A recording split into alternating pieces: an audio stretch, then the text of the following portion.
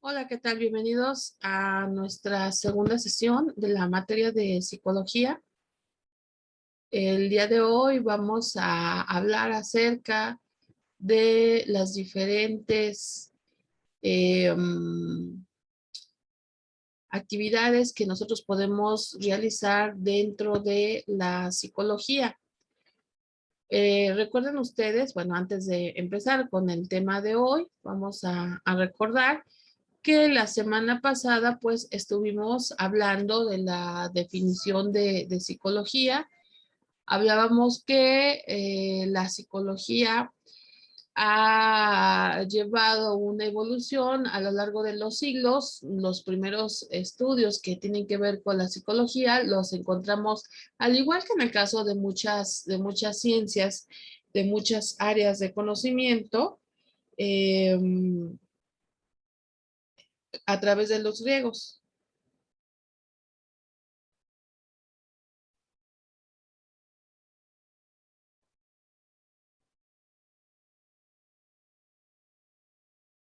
Ya algunos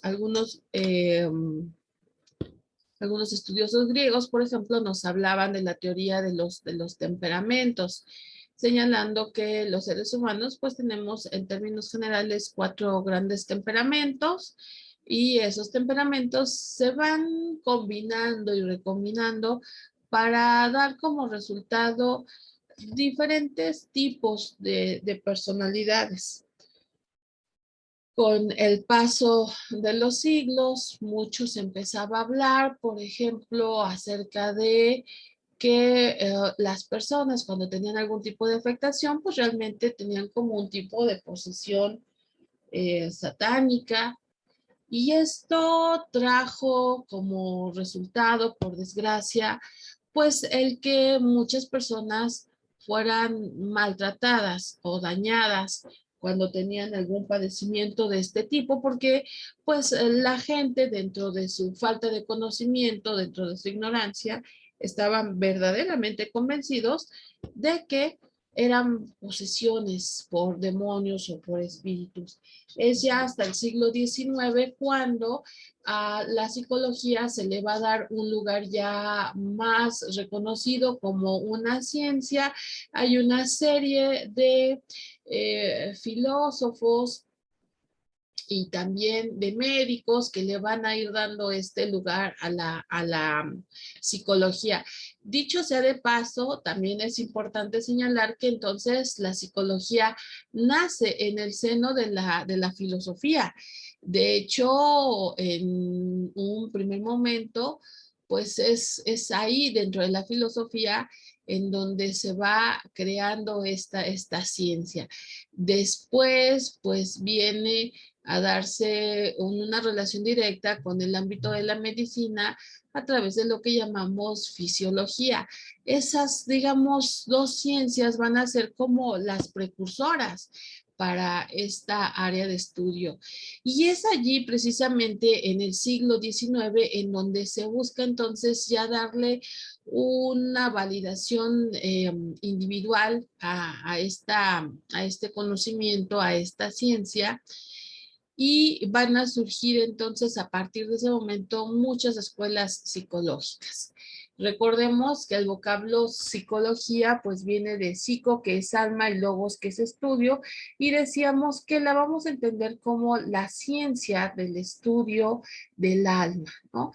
Pero que a lo largo del tiempo ha ido cambiando y se ha vuelto cada vez, digamos, una ciencia más compleja, más rica, a lo mejor todavía inclusive hasta en los años 80, hace unos 40, 50 años, pues era considerada ya como el estudio de la conducta, aunque actualmente sus campos de trabajo son mucho más amplios y ahora también hablamos de que es la ciencia que nos ayuda a conocer las emociones, no solamente la conducta, sino las emociones, los procesos cognitivos, también eso es muy importante, los procesos cognitivos, los procesos de pensamiento, cómo se dan los procesos de pensamientos en personas, voy a decirlo entre comillas, normales, También la psicología estudia lo que son los procesos que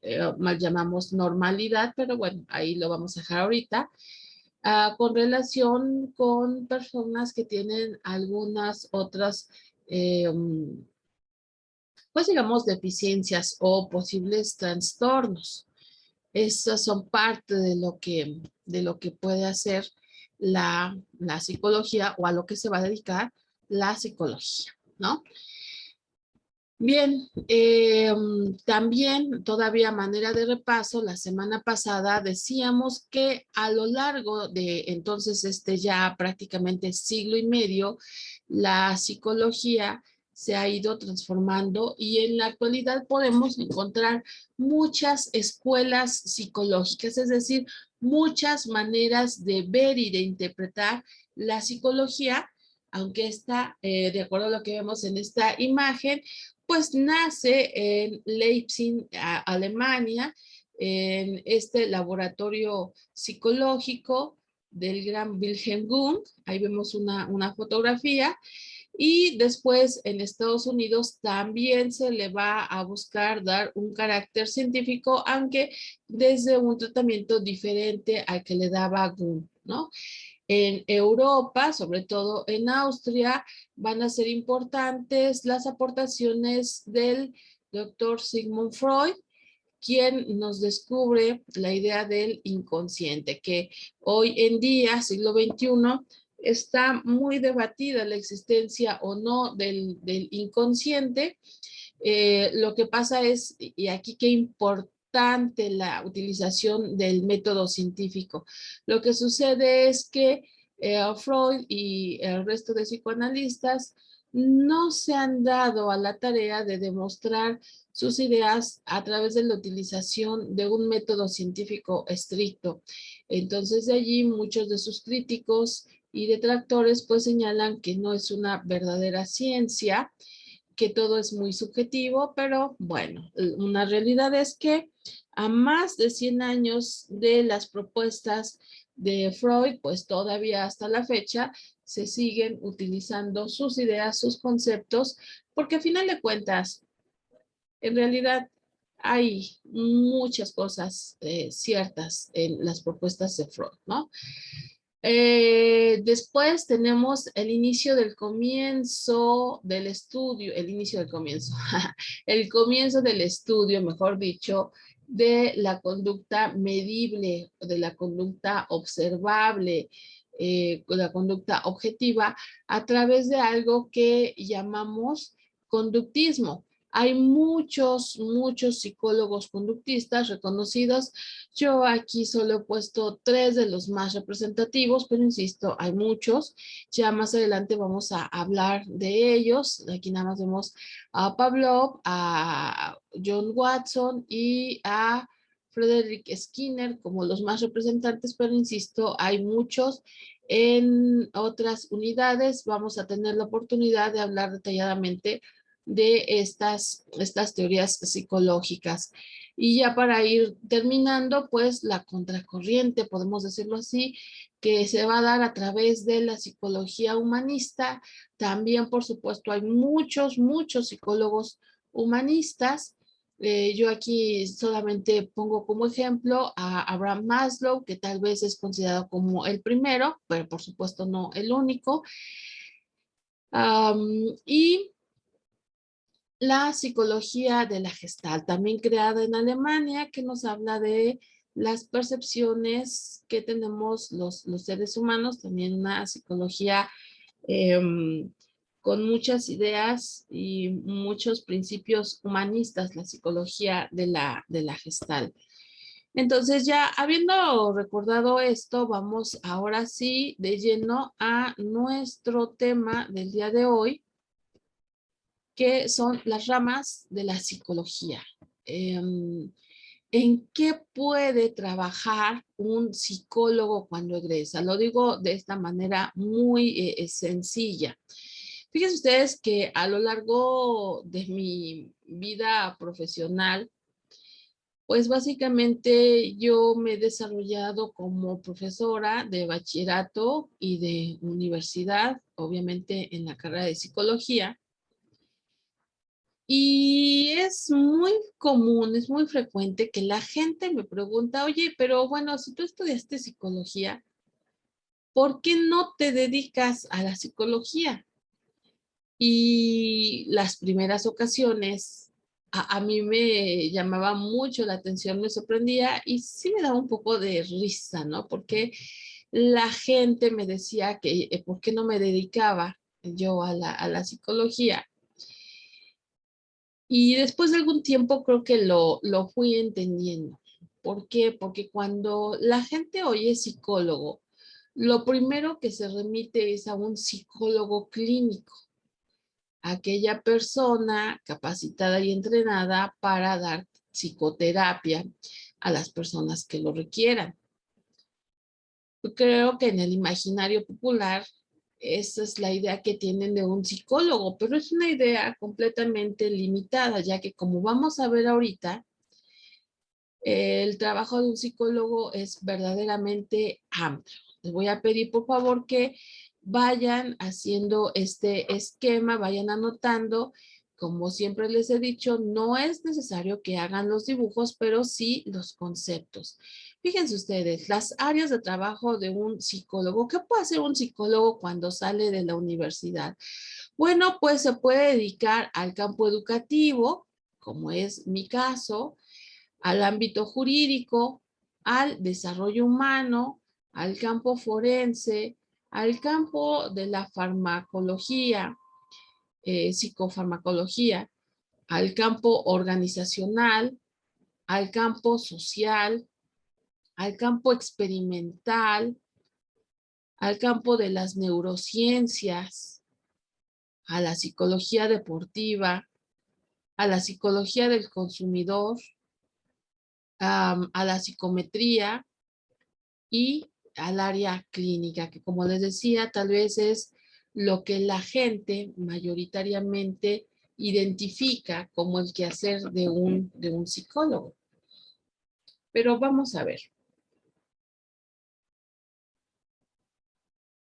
Voy a cambiar la imagen, pero todas estas que estoy poniendo aquí, ahorita las vamos a volver a ver.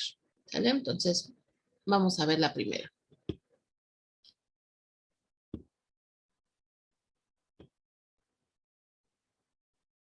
El área de la psicología educativa, que es lo que yo les decía. Los psicólogos llegamos a estudiar lo que son los procesos de aprendizaje y también estudiamos un poco los procesos de enseñanza, aunque los procesos de enseñanza son más propios de los pedagogos, ¿no? Los pedagogos son aquellos que estudian los procesos de enseñanza, mientras que los psicólogos, en términos muy generales, lo puedo decir, estudiamos los procesos de aprendizaje en el aula. Anteriormente, estos procesos de aprendizaje los manejábamos o los trabajábamos con los niños. Sin embargo, pues hoy en día podemos hablar o podemos decir que estos procesos de enseñanza-aprendizaje no solamente se van a dar en la infancia, sino a lo largo de todas nuestras etapas evolutivas, es decir, obviamente en la adolescencia, en la juventud, en la adultez y en la tercera edad. Cada vez son más las personas que las personas, los adultos mayores que se integran al ámbito educativo.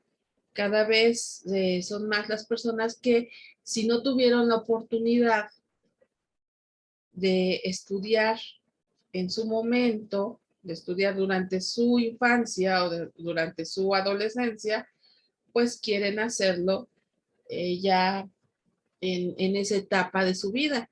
Y los procesos de aprendizaje y por supuesto también los procesos de enseñanza son diferentes.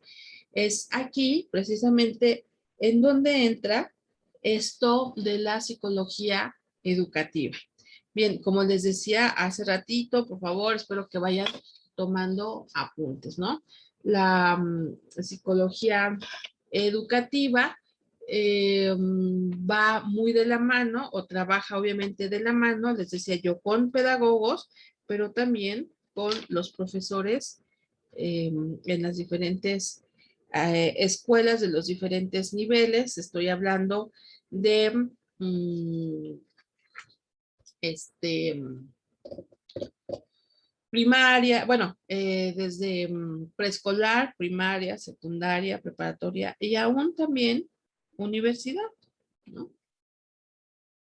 Ok, ahí tenemos entonces los procesos de psicología educativa. Ahora, también vamos a tener lo que es la psicología jurídica. La imagen que estamos viendo en la pantalla, pues nos da cuenta, ¿no? De lo que habla la psicología jurídica cuando, por ejemplo, hay, no, por supuesto que no es el único, pero cuando hay un proceso de divorcio, un proceso de separación, y los padres quieren conocer cuál es el estado psicológico de sus hijos. En muchas ocasiones esto va a ayudar a los jueces en los tribunales a determinar quién es de los padres el más apto para llevar la custodia de sus hijos, ¿no?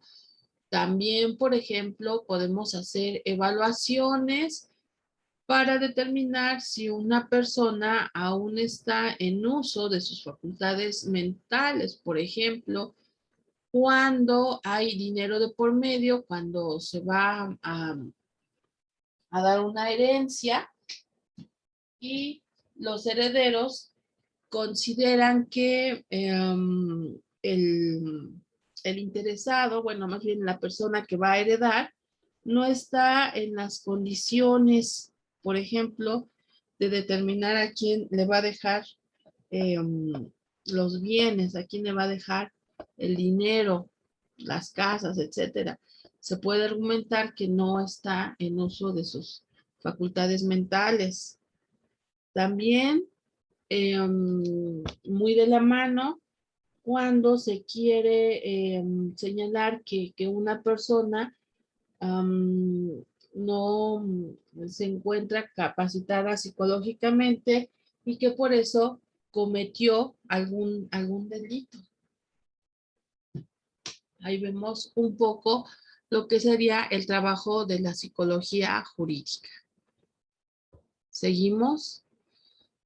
La psicología del desarrollo humano, a esta psicología le va a interesar identificar cuáles son los procesos de crecimiento y los procesos de cambio a lo largo de los diferentes periodos del desarrollo de vida. Obviamente desde el nacimiento, es más, desde la concepción, desde que el pequeño, la pequeña está en el útero materno y hasta la muerte. Como vemos en la imagen, pues aquí vamos viendo durante los primeros meses, los primeros años, la adolescencia, la juventud, la madurez y las diferentes etapas de la vejez, tanto en hombres como mujeres. ¿Cómo se dan esos diferentes estudios, esos diferentes cambios, esas diferentes transformaciones? Entonces, la psicología del desarrollo, pues, va a estudiar esos cambios que se van a dar, por ejemplo, en cuanto a la conducta humana, ¿no? Tanto en el ámbito físico como en el cognitivo, ya dijimos que cognitivo es pensamiento, y en el ámbito psicosocial, la relación con los demás, ¿verdad? Entonces, a eso nos referimos por psicología del desarrollo humano. La siguiente es la psicología forense. Tal vez ustedes hayan visto algunas series norteamericanas, como por ejemplo se me ocurre Bones o Huesos, que sería la traducción,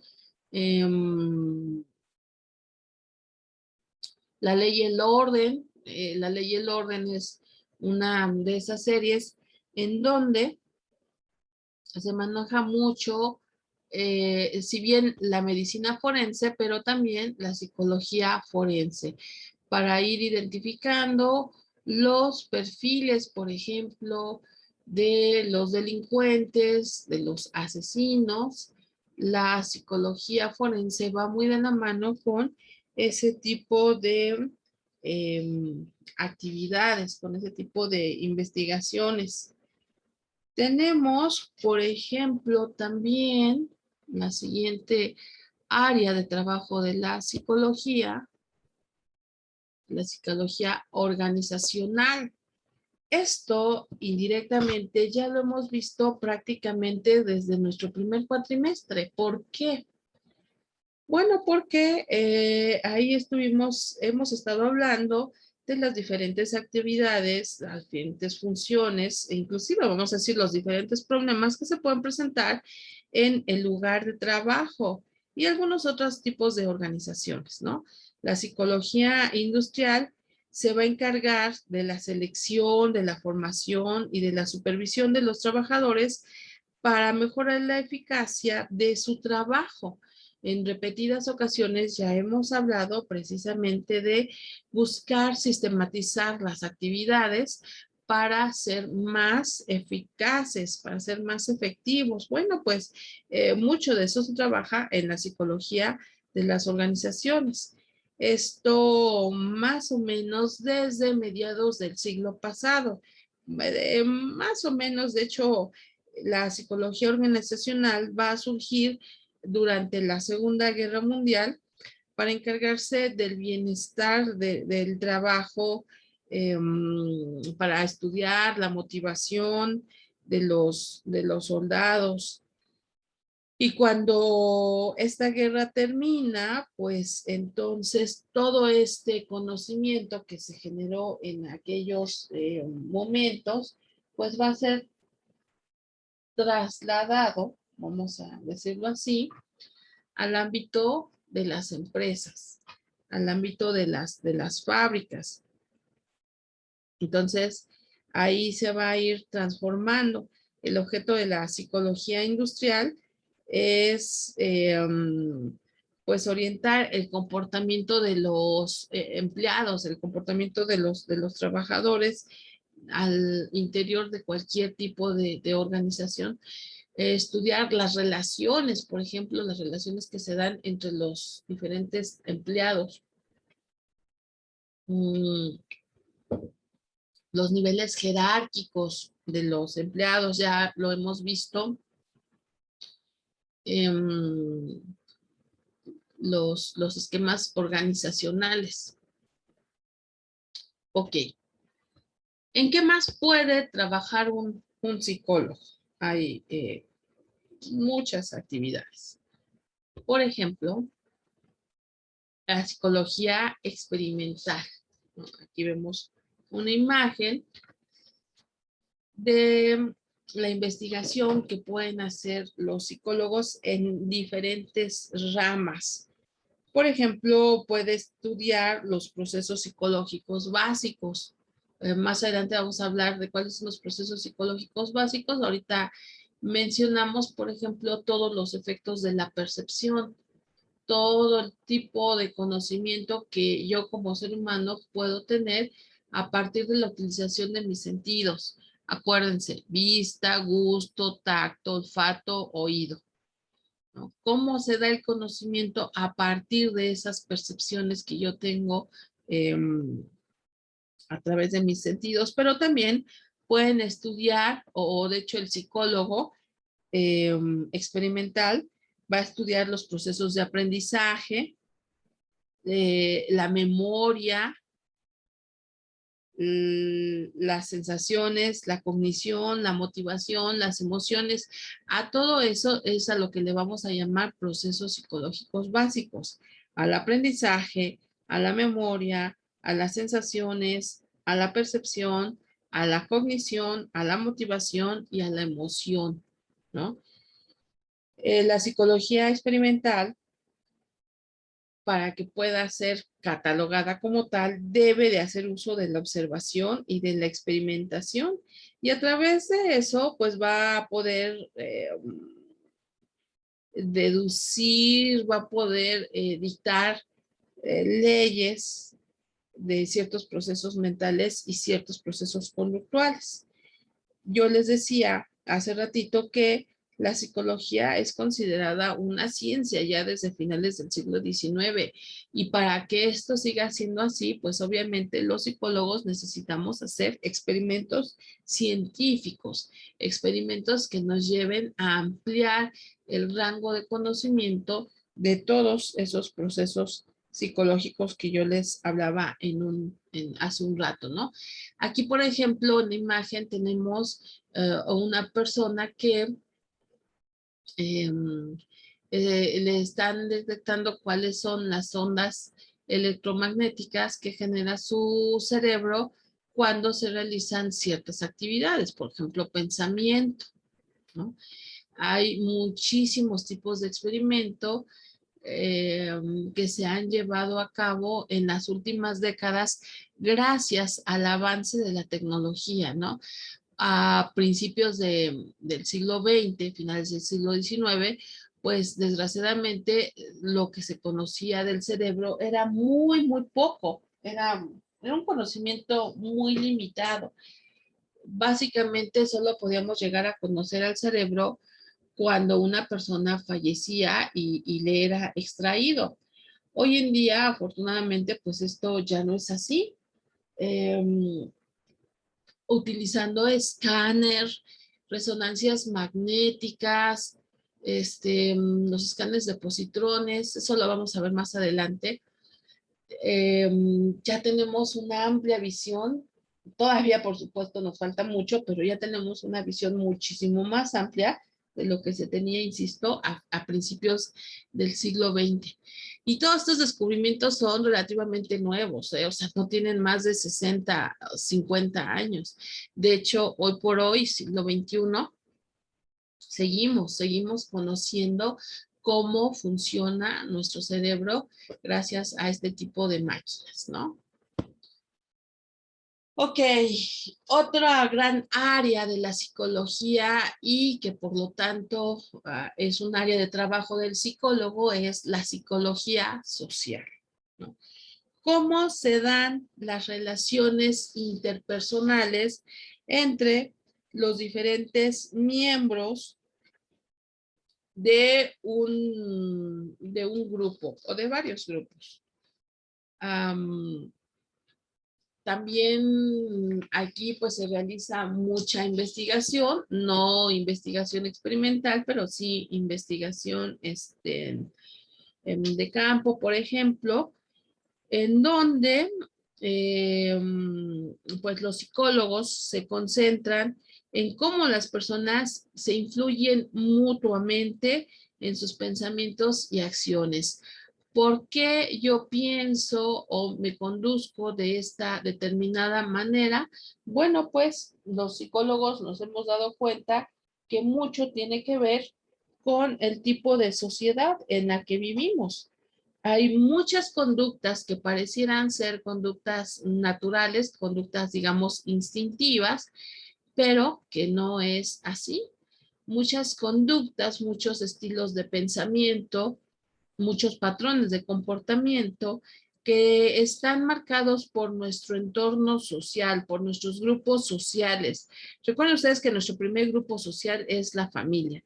Entonces, mucha de nuestra conducta está dada por la manera en que nuestra familia nos educó, pero también es una realidad que mucha de nuestra conducta está marcada por los demás grupos, por lo que aprendemos en escuela, por lo que aprendemos en nuestros grupos deportivos, en nuestros grupos académicos, nuestros grupos culturales, cómo nos influyen los demás, pero también cómo nosotros influimos en nosotros, ¿no?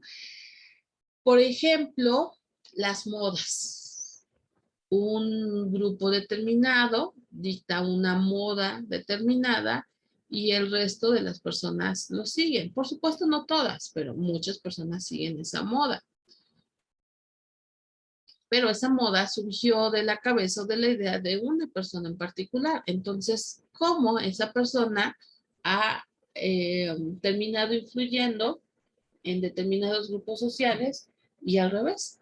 ¿Cómo los grupos sociales influyen en mí de manera individual?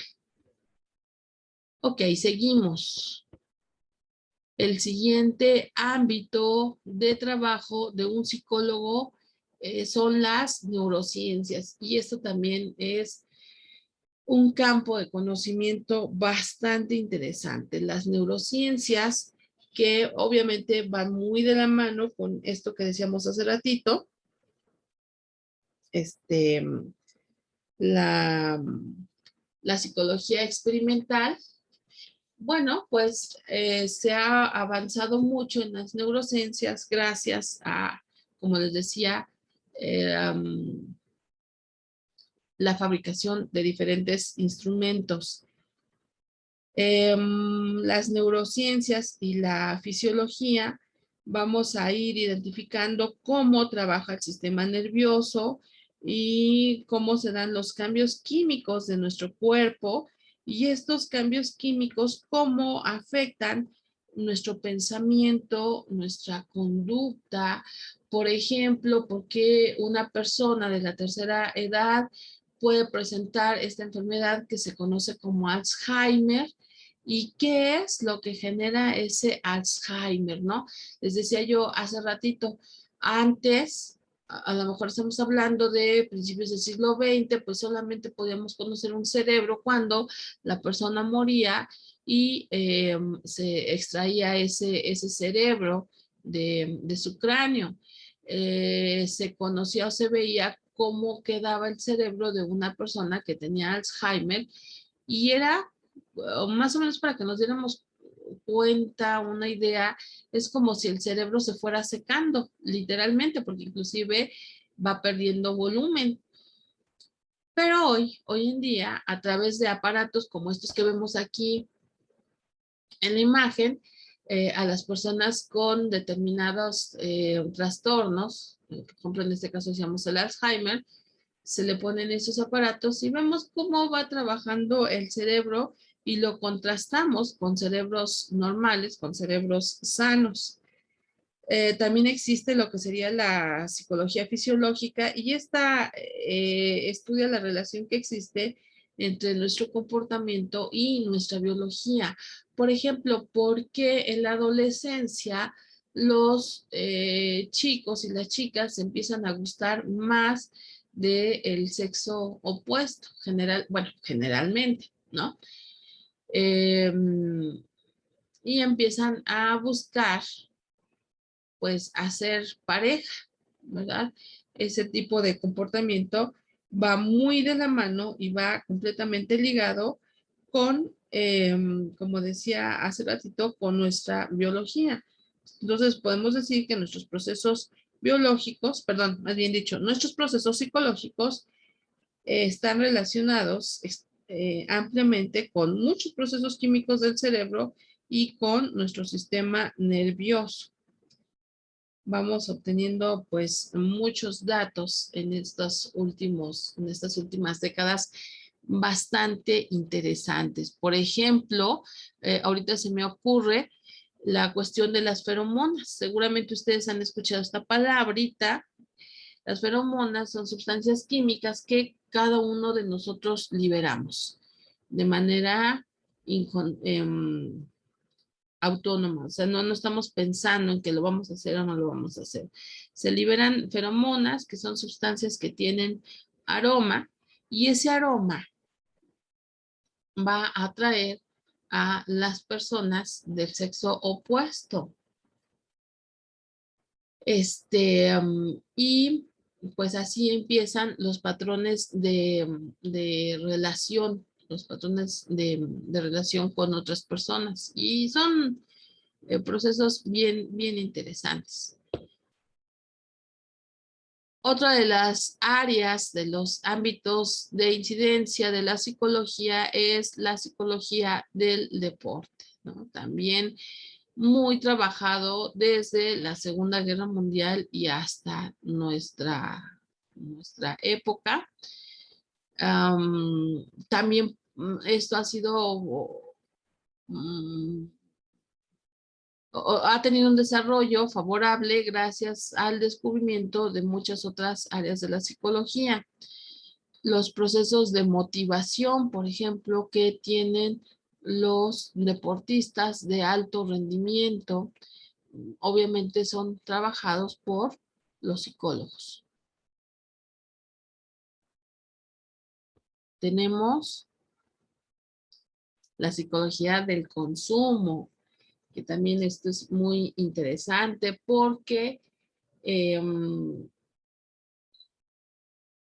las industrias están obviamente sumamente interesadas en identificar cómo es que